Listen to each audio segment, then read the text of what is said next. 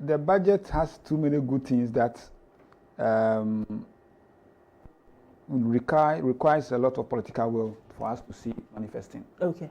There are, in fact, it's a people-centered budget where it's looking at how to impact the real economy and how to sustain the gains that we have made over the years. In fact, I've seen that this is a budget that is looking at how to strengthen the local economy by strengthening businesses that operate in the economy, where government is thinking of establishing some factories, like garment factories.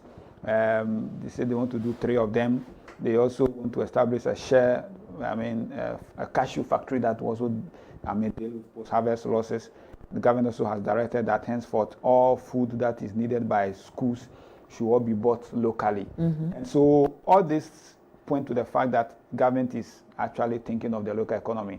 They are also thinking of, developing oil palm. Oil palm is one area that we have lacked for far long, that Malaysia is making a lot of money from. In fact, the annual consumption is about, 200,000 to 300,000 metric tons. So unfortunately, we don't have enough plantation that meet our demand. So we always have to import. And we have the land that can do that. We were doing that in the 70s and the 60s. Unfortunately, we have left it off, and we are struggling currently. They want to do expansions of about 100,000 hectares of plantation to that. And so looking at this investment and then the big push. So in fact, there are a lot of good news in the budget, and somebody will say that it's too good to be true. Looking at the number of projects they want to do, and then the number of years available as well. They want to build hospitals. They want to do 6 new regional hospitals.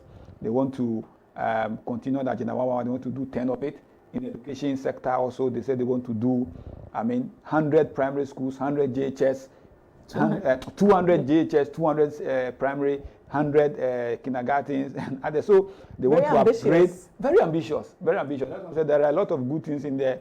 And when all these projects start, you see that, of course, there will be a lot of people who also gain employment because of the value chain that is across all these kind of projects. And so, like I indicated, what we need is to ensure that all these things, all these projects, will consolidate the gains that we are making now, because currently the economy is fairly stable.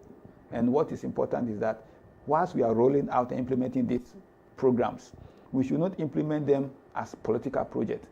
We should make sure that we implement them as national projects, so that whilst we are growing and doing well, it doesn't become a problem as well for itself.